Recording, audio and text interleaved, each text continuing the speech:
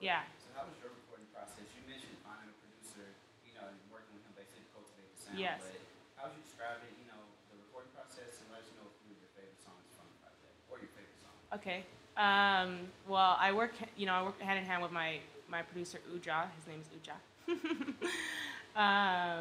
He has a studio in his house. He pretty much has like a corner of his living room with the like soundproof sponge on the wall, and then we have like the mic in the corner facing the corner, and he has his little setup. He has his like keyboard, and he, all his sounds are like synthesized through that. Or so he'll start to build, and maybe I'll start to sing. And he's a vocalist as well, and he can play like bass and guitar. So I'm able to feed off of him when we're writing. We bounce off of each other. And then I'll just, as soon as we come up with something that's dope, like over something, we record it. So we lay it down, and then we build on top of that. So we kind of like, it's kind of this piecing together puzzle thing that we do. It's a lot of work, and we do a lot of revision. A lot of times we're like, once we created what we create, we listen to it over and over again. This could be changed, this could be changed, this could be changed. I feel like it's very important for an artist to doubt themselves. I feel like good art comes through doubt, being able to revise and being able to criticize your own work. So we do a lot of that, which keeps us humble and it keeps us good all at the same time, I'd say my favorite song off of the album is probably Sensation. I just love all the sounds and the way that it just feels like a really complete track. It's so different, and it's soul, and it has beautiful like sections, and then just with all the sounds and the ambiance of it, I love the way it just kind of all flows together. I think Run has happened to be the favorite of like a lot of listeners. Yeah, a lot of listeners. I definitely like the tribal vibes of it. My producer is Nigerian, and I'm always like, come on, let's bring like the Afrobeat thing into like our music. And like in the beginning of the song, he even says like Oshi Baba, which is like thank you Father, or like thank you God. So it's just like other ways to like implement like the motherland, into our music. Yeah. So so a lot of people like Run. So we like to kind of come from an artist's perspective. Describe the feeling when that random person comes up to you after the show and they tell you that they like what you just did. After you spent all that time creating it, how does that feel? It's a mixture of feelings, because one, it's like, yes, like I'm doing something good, I'm doing it right, I'm making the right choices. But at the same time, it's like I have to be better. Like at the same time, it's almost like you don't hear them saying it, because you're just like, you're still critiquing all the time, all the things that you could have done better. Or especially like after a show, you're like, oh, so-and-so messed up here, I messed up here, we have to clean this up. So I appreciate the feedback a lot, because like it helps me know that we're doing something good. But at the same time, it's like I can't rest on it. I can't be like, yes, like it's done because people think it's good. It's not done, It's still gonna get better, and we're always just trying to grow that, grow. That's definitely kind of how I feel once people are like, thank you for complimenting me, but better stuff is coming, so you don't even know yet. That's the best way to do it. I know we've had the chance to like, I want to say like 2015, we had caught up with Jacquees, right, when we signed Cash Money, and it was, it was interesting because we went to the show, and it was, it was a smaller crowd, more intimate, but I was like, okay, man, this is interesting, and like literally a year later, he has like a run with Cash Money's all over the radio. That's just one instance when we pretty much got a chance to watch that. Just last year in August 2016, my friend was texting me. He's like, man, you need to check out this guy, Lil Pump and Smoke Perk. I'm like, all right, man, let me see what the hype is about. So I go to the show and we interview him, and it's literally maybe 10 people. Again, fast forward like 10 months. They're the hottest thing in music right now. So definitely, I think music is something that, just like you just said perfectly, it takes time. You got to keep progressing. We've seen that time and time again. But too many different artists that pretty much just, people think they come up out of nowhere, but we get a chance to see it from the beginning. Yeah, they've been working on it the whole time. Exactly. Yeah. Like we're pretty much watching. I'm just watching the whole time, and next thing you know, I'm seeing all my friends. Oh, I gotta listen to Smoke Perk. Yeah. I'm like, man. But it's kind of how the game goes. It's kind of, I feel like music is a lot of hype. When it comes a lot of people start to like one thing. It's like that surge. Yeah. Another thing in music is connections. And that's actually Yeah. how I came across your profile. Because I was browsing. They counseled my favorite show to get in. Yeah. So I'm browsing that dude's page, Justice. My brother. I'm like, man, wait, who is this singing? Let me check this out. So every time we go to LA, we like to That's pinpoint lit. a few people to interview them. So it's actually how I came across your music. That's How lit. do you feel? I guess the connections play a part, or even if it's just more for the publicity, like that. Like I said, that one instance showed me your music. In return, showed him your music, and in return, shows more people your music. So how do you feel like? Because a lot of people don't understand the importance of just that right there of networking. Yeah. Meeting people. Yeah. And it's a big part. Yes. So how do you feel like that plays a part in music, and how it's been able to help you so far? I feel like networking is almost everything. Friends are everything, you know. I definitely prioritize it a lot. I make sure that I'm meeting the right people. I'm kind to everybody, you know. Because you never know. People are pursuing things. They don't ever tell you that they're pursuing things. You know, you don't even know what anyone's capable of. So it's very important to just be kind to everyone you meet. But at the same time, get out there. You know, go to that party, go to that show, go to places where you're supporting what it's about, and you're meeting a lot of people that are like on the same page as you and can help you grow within that community. So it's very important to me that I'm constantly like, okay, what show this show caters to my demographics. Let me hit that up. Let me meet the people. Let me congratulate the artists. Let me get the Instagrams of the artists, and we can network. And I feel like I've been able to grow because of my networking skills, because I'm able to make friends. I'm able to get these interviews. You know, I'm able to do new shows, do paid shows, all my, even music videos, like cameramen that are hitting me up, or videographers that are hitting me up, directors that are hitting me up that want to do stuff for me, just because I'm out here and I got all the good vibes. You know, it's an important thing. It's a really important thing. So, how do you feel about I guess, the stigma of up-and-coming artists? This is like the general stigma that I guess a lot of people have the issue with. They feel like people aren't as supportive for, local artists trying to come up. Yeah. Because before somebody goes mainstream, or before they kill the underground, they start off local. Yes. Every artist, starts off somewhere. So how do you feel about that? Do you feel like people are supportive? Of course, like you said a few moments ago, you got to have more. When somebody's congratulating you on the song you want, it's always that rush to get more. So how do you feel like, as far as people, whether it's Anaheim or just California in general, people that you meet in general, do you feel like they're supportive of what you're doing? I feel very supported. I do feel people are more likely to support friends than they are to support local artists that they may like the music of, but they don't necessarily know personally. I do feel like I've always hearing like other local artists, they're always just like, oh, you're gonna pay such and such amount of dollars for this famous person's show, but you won't pay like $10 for your homie show, like these kind of things. I understand that people are fickle, I understand that people kind of have to be told what they like. I don't know. I feel like I don't really think of it as a matter of like, why don't new people support me enough? Or I feel like I have a lot of support at the same time. I feel like at all my shows, I have a lot of people coming out.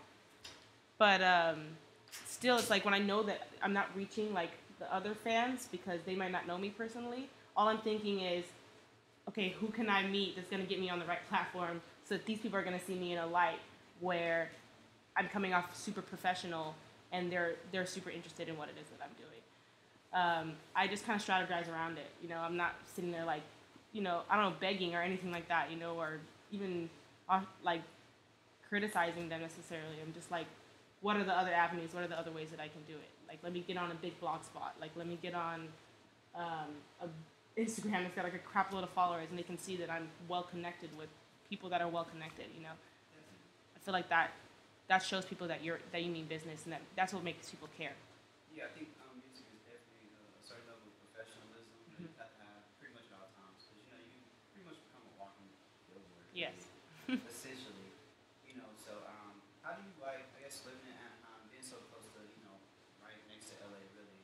How do you feel like that? As far as how does it put you in a position to find that success? Because I feel like LA is it's accessibility. Yeah. Over everything, pretty much. You got anybody who's here. Yeah. All the major labels. Yeah. pretty much whatever route you choose to kind of take, Yeah. you can pave the way once Hmm. you put in the work, like you said. So how do you feel? You know, being so close to LA, how do you feel like that's going to impact your career? How do you feel like it's impacted you so far?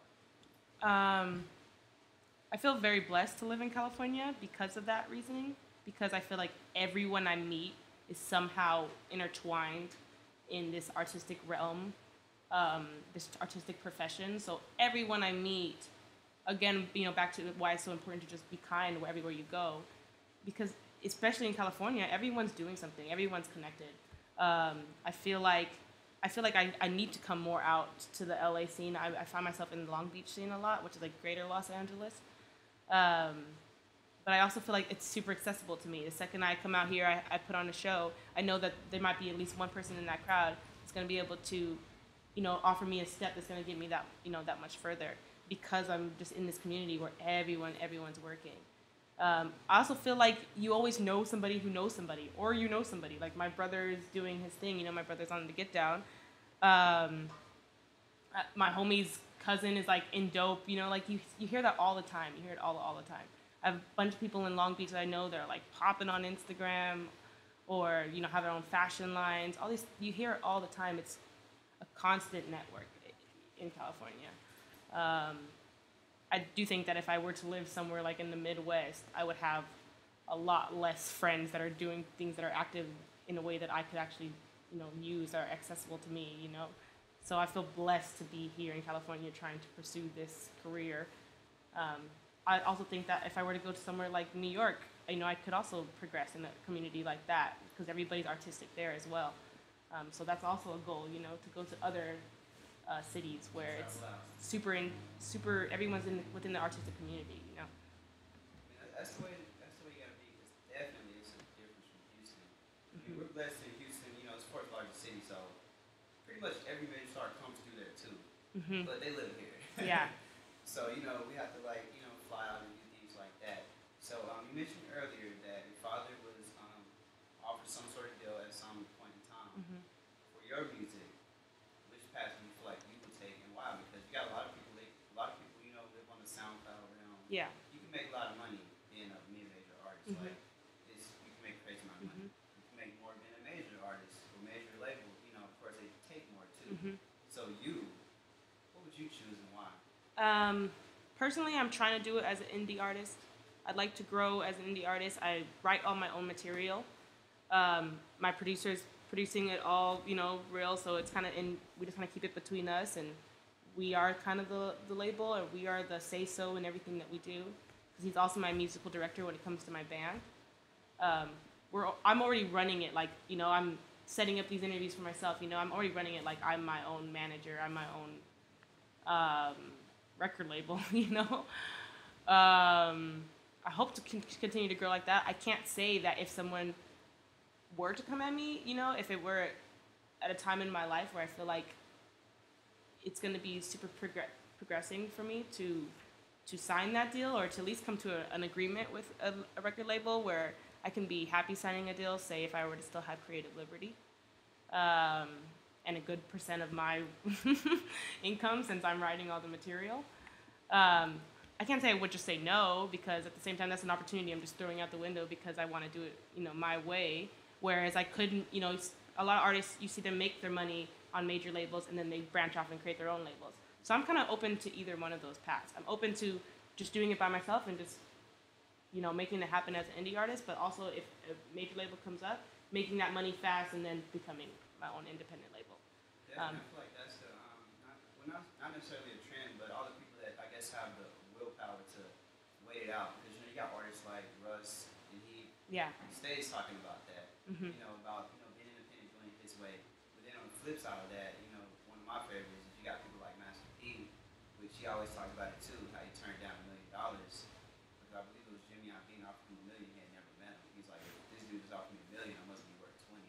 And of course, he flipped it to like 300 million. Mm-hmm. So it's like several different ways, you can go from the whole independent thing. Mm-hmm. That really solely comes down to, like you said, what you perceive as to be the best opportunity at the time. Yeah.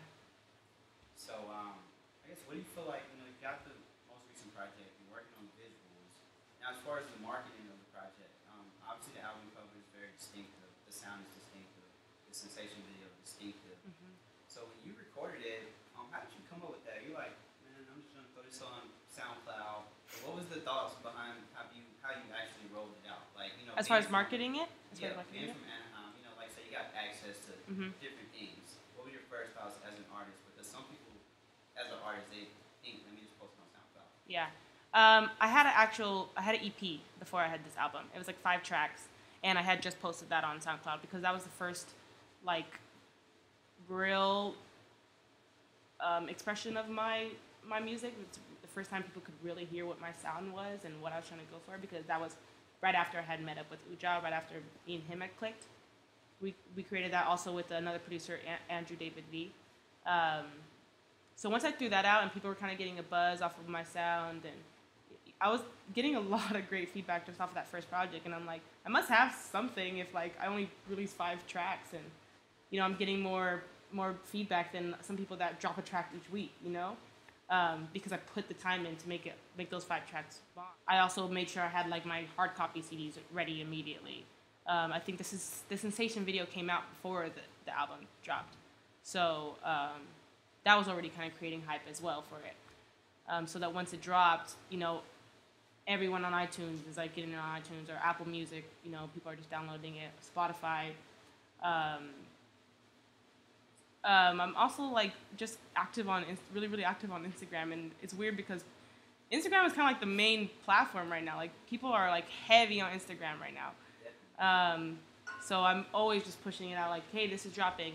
This new visual is dropping. Also like kind of honing into my aesthetic helps as well. Once people can like kind of fuck with your aesthetic, they're like, oh, I'm like interested in what else they're doing. Looks is like surprisingly a lot of things.